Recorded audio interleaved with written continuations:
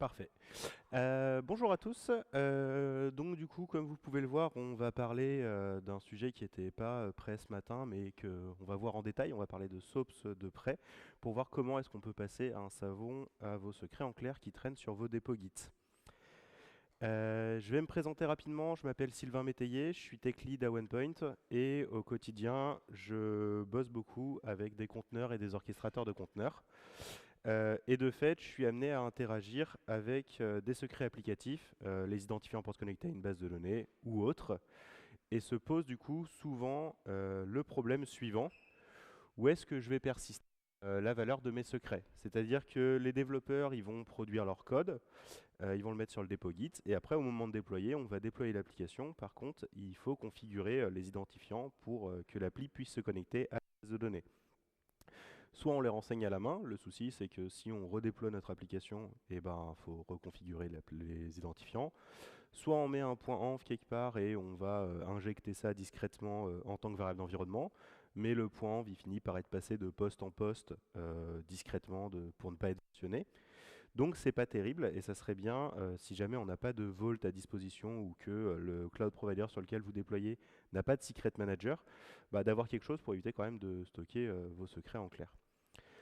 Ce quelque chose, ça va être SOAPS, qui est un outil qui a été lancé par Mozilla en 2015, qui est désormais géré par la CNCF, donc au statut sandbox. Donc il y a quand même une gouvernance et une roadmap du projet. Il est autosuffisant, c'est-à-dire que vous n'avez pas besoin d'un serveur comme un secret manager ou autre. C'est un binaire et il se suffit à lui-même pour pouvoir chiffrer et déchiffrer vos secrets. Il va supporter plusieurs types de fichiers, donc du YAML, du JSON, des fichiers ini, des points env.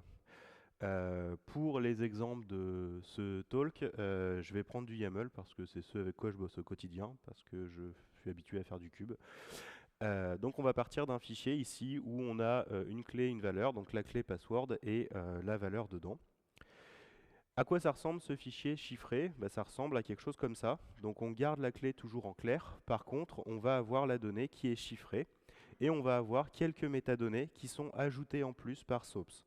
Notamment une liste de destinataires qu'on retrouve juste ici. Donc ici, j'ai un seul destinataire et on va avoir plusieurs méthodes pour pouvoir accéder aux données. Ici, on va utiliser une clé age. Du coup, on va dire qu'on renseigne la clé publique des destinataires. Et avec la clé privée, je serai en mesure du coup de déchiffrer la donnée et donc d'accéder au contenu du fichier. On a également quelques autres métadonnées comme la version de SOAPS et des petites infos, on y reviendra juste après. Donc je vous disais, il y a plusieurs méthodes de chiffrement. Donc il y a age qui est supporté, qui est un équivalent de PGP qui se veut simplifier. SOAPS supporte également PGP. Et il va également supporter du KMS, du GCP KMS, du Azure Key Vault si jamais vous déployez sur des cloud providers. Ces cloud providers. Maintenant qu'on a vu à quoi ça ressemblait, on va voir comment est-ce qu'on peut s'en servir concrètement au quotidien. Le premier truc qu'on va vouloir voir, c'est comment est-ce qu'on peut créer un fichier. Donc du coup, ici, on va chiffrer un nouveau fichier qui du coup ne contient pas encore de données. Donc on va préciser avec le --age la liste des destinataires, séparée par des virgules. Et ensuite, on va préciser le nom du fichier. SOAPS va nous ouvrir un éditeur. On va renseigner notre contenu. Et après, à la fermeture du fichier, il va chiffrer les données. On peut également vouloir chiffrer un fichier existant qui du coup, on va rajouter le petit flag -e et -i pour encrypt et in place. On va partir d'un fichier du coup en clair et on va le chiffrer donc directement, tout en précisant aussi la liste des destinataires. Cependant, on a vu, ça va chiffrer toutes les données. Quand on a un fichier qui est chiffré avec SOAPS, c'est parfois pas ce qu'on veut, puisque si on prend l'exemple, par exemple, vous avez un tableau d'utilisateurs dans votre fichier avec nom, prénom, adresse, numéro de téléphone, mot de passe et mail. Ce qu'on veut vraiment chiffrer, qui est sensible et qu'on ne veut pas laisser traîner dans nos dépôts Git, c'est le mot de passe. Donc on peut dire à SOAPS ne chiffre que les clés qui s'appellent password. Et dans ce cas-là, SOAPS va uniquement chiffrer les clés qui s'appelleront password. Le reste sera visible en clair, ce qui est plus simple pour faire des diffs. Maintenant que nos données sont chiffrées, au bout d'un moment, on va quand même vouloir les déchiffrer. Pour ça, il faut bien évidemment avoir accès à la clé privée. Ici, âge, si jamais vous êtes si vous utilisez AWS KMS par exemple, il faut avoir accès à la clé KMS. Du coup, on va exporter la variable d'environnement qui pointe vers notre clé privée âge et on va lancer la commande sops-d pour déchiffrer du coup les données. Ça va aller sortir sur la sortie standard et on va pouvoir visualiser le contenu en clair. Lorsqu'on va vouloir mettre à jour, on va tout simplement utiliser la commande sops et le nom du fichier qui du coup va nous ouvrir dans un éditeur pour peu qu'on ait accès au fichier, donc comme pour le déchiffrement juste avant. Ça va nous ouvrir dans notre éditeur. Par défaut, ça va être Vim. Et ensuite, à la sauvegarde, ça va chiffrer avec les nouvelles données. Tout le monde n'est pas fan de Vim, qui est souvent l'éditeur par défaut. Et du coup, si on veut autre chose, on peut le surcharger en surchargeant la variable editor. Par contre, si vous voulez éditer par exemple avec VS Code, pensez bien à préciser l'argument -weight juste ici, parce que sinon VS Code va vous ouvrir votre fichier et le fermer immédiatement sans attendre que vous ayez terminé d'éditer votre fichier. Maintenant, on est capable de créer un fichier, le mettre à jour, le déchiffrer. On va peut-être vouloir utiliser quand même les données qui sont dans ce fichier-là avec notre application par exemple. Pour ça, on peut exécuter, en fait, utiliser SOAPS pour dire passe toutes les variables qui sont chiffrées dans un sous-processus et exécute cette commande. Donc ce que va faire SOAPS ici, c'est qu'il va lancer la commande echo-password qu'on a juste là, avec en variable d'environnement toutes les clés de mon fichier. Donc j'avais uniquement la clé password dans mon fichier chiffré, et du coup elle est disponible uniquement dans ce processus-là. La dernière chose qu'on va vouloir voir, c'est gérer les destinataires, puisque du coup, dans votre équipe, vous n'allez pas avoir qu'une personne, et notamment, vous allez avoir des personnes qui arrivent dans l'équipe, qui partent de l'équipe. Du coup, il va falloir quand même maintenir votre fichier de secret en disant, cette personne, elle peut l'éditer, finalement, elle ne peut plus l'éditer. SOAPS, du coup, propose donc deux commandes qui sont équivalentes, si après vous avez, avec des options équivalentes pour AWS KMS ou GCP. Donc le -add age est une liste de clés publiques et le -rm age est une liste de clés publiques. Si vous avez une personne, ça va. Si vous en avez 10, ça peut vite devenir long de remettre ça à chaque fois. Heureusement, SOAPS, ils ont un fichier de configuration qu'on peut placer à la racine de notre dépôt.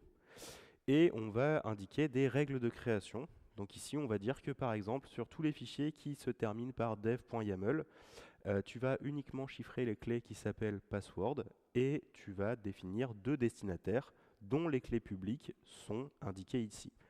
Par contre, pour les fichiers qui se terminent par prod.yaml, donc mes fichiers de secret de production, tu vas uniquement chiffrer l'intégralité du fichier, et tu vas définir un seul destinataire. Je vous propose une petite démo pour voir ce que ça peut donner. Hop. Tac. Et voilà. Hop. Donc on va prendre un exemple d'Alice et Bob qui travaillent tous les deux sur un projet. Alice, elle a accès au secret de production et de développement. Bob uniquement au secret de développement. J'étais pas très inspiré, donc du coup j'ai pris le bon vieux Alice et Bob. En général, ça parle à tout le monde. On va regarder les fichiers de secret de développement. Donc j'ai un fichier de secret avec un nom d'utilisateur et un mot de passe, un petit commentaire. Et on va voir comment est-ce qu'on peut chiffrer ça. Donc on va commencer par générer une clé privée pour Alice et une clé privée pour Bob, et on va renseigner notre fichier soaps.yaml. Donc si on regarde mon fichier soaps.yaml, qu'est-ce que j'ai dedans? Je vais avoir, ça ressemble furieusement à ce que je vous ai montré juste avant, je vais avoir tous les fichiers dev.yaml, je vais définir uniquement la clé de Bob ici. Par contre, Alice, elle est présente à la fois sur les secrets de développement et de production, puisqu'elle est dans les deux destinataires, dans les deux groupes. Maintenant, du coup, on va prendre notre fichier de secret de dev et on va le chiffrer. Donc, comme on a vu, le -e, -i. Et là, on n'a pas besoin de préciser les destinataires. SOAPS a vu qu'il y avait un fichier .soaps.yaml. Et du coup, il a été voir est-ce que ça match un pattern que je connais. Oui, ça match le pattern dev.yaml. Donc, du coup, je vais mettre deux destinataires dedans. Je fais la même chose pour la prod. Et maintenant, je veux quand même être sûr que Alice, elle a accès au secret de prod, mais il n'y a que Alice. C'est-à-dire que si je prends la clé privée de Bob, je peux bien évidemment pas y accéder.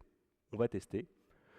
On regarde notre fichier de prod. On voit qu'il y a un seul destinataire dans la liste des destinataires. on voit que nos données sont bien chiffrées, la valeur de l'utilisateur et du mot de passe est bien chiffrée, et vous remarquerez que les mots de passe aussi sont chiffrés par défaut. Ça peut être pratique si vous laissez traîner des secrets parfois dans les commentaires de vos fichiers. Maintenant, on va récupérer la clé privée de Bob et on va essayer d'accéder au secret du fichier de production. Donc on exporte sa clé privée et on fait un sops-d du secret de production. Bien évidemment, on ne peut pas, sops nous l'indique et nous dit la clé publique de Bob n'est pas listée dans les destinataires. Je ne peux pas t'autoriser à déchiffrer le fichier. Donc on prend la clé d'Alice pour se rassurer et valider que ça fonctionne bien. Et là, on exporte la clé d'Alice, on fait un sops-d du fichier de production et on a notre secret qui est visible. Alors, on va repasser sur les slides. Cependant, vous l'aurez remarqué, maintenant, on peut versionner nos secrets tranquillement, il n'y a pas de souci. Par contre, c'est pas très lisible. Et si jamais après vous retrouvez une PR où vous avez mis à jour le mot de passe, ou un développeur a mis à jour le mot de passe, par exemple, pour accéder à la base de données, et que vous voulez vérifier que le mot de passe, pardon, les slides ne sont pas repassés. Voilà. Hop.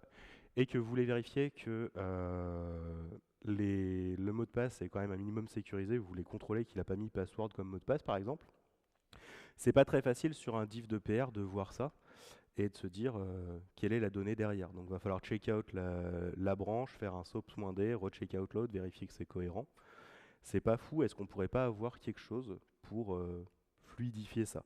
Alors Sops par défaut propose rien sur ça, mais on va pouvoir s'appuyer sur Git et notamment les filtres Git. Donc Sops nous propose en fait de définir un filtre Git dans lequel on dit tu vas définir un filtre Git qui va exécuter la commande sops-d lorsque tu feras un git diff sur les fichiers que tu auras définis. Par exemple, je vais définir que mon fichier d'exemple de secret,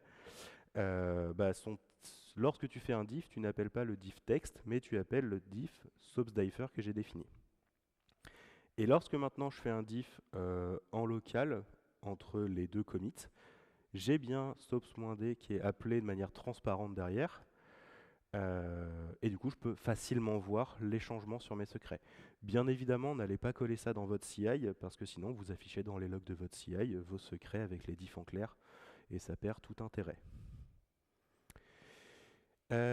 En conclusion, du coup, maintenant, qu'est-ce qu'on a? On a donc, du coup, notre code qui est toujours dans notre dépôt Git, nos secrets qui sont dans notre fichier secret.yaml, on a les destinataires, les personnes qui sont autorisées à accéder au fichier dans un fichier sops.yaml. Et lorsqu'on va déployer, donc on va déployer notre application et pour injecter les secrets, on va pouvoir utiliser un outil tiers, du coup un outil d'intégration. Par exemple, ça va dépendre purement de ce que vous utilisez pour déployer, mais si vous utilisez du Terraform, il y a un provider Sops pour Terraform. Si vous utilisez de l'Ansible, on peut utiliser un module Sops avec Ansible. Si vous déployez vos applications avec Argo CD, c'est également possible. Kustomize propose également de s'interfacer avec Sops, Flux aussi, et en fait il y a vraiment une communauté grandissante et il y a beaucoup d'outils qui permettent de s'interfacer avec Sops lors de vos déploiements. Je vous remercie pour votre attention. Vous avez les slides juste à gauche. Si vous pouviez donner du feedback, c'est toujours apprécié. Et il me reste une petite minute pour des questions.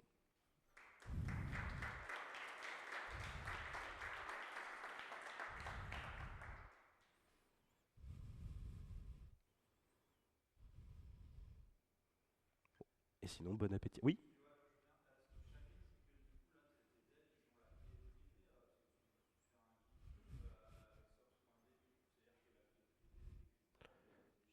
Alors, chaque développeur, en fait, est défini, si on reprend, voilà, chaque développeur ici est défini sa clé publique ici. C'est pas la clé privée. La clé privée, elle reste sur le poste de chacun des devs et du coup, chaque développeur a sa propre paire de clés privées publiques. C'est pas une clé privée qui est partagée entre tous.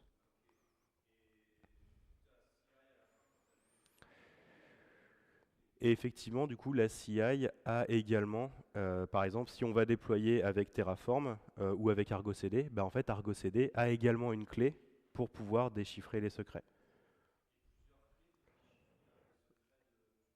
Bah, du coup, chacun va avoir individuellement sa clé, et si on donne l'autorisation dans dans les secrets, dans les destinataires juste ici, et bien du coup, il aura le droit de déchiffrer le secret.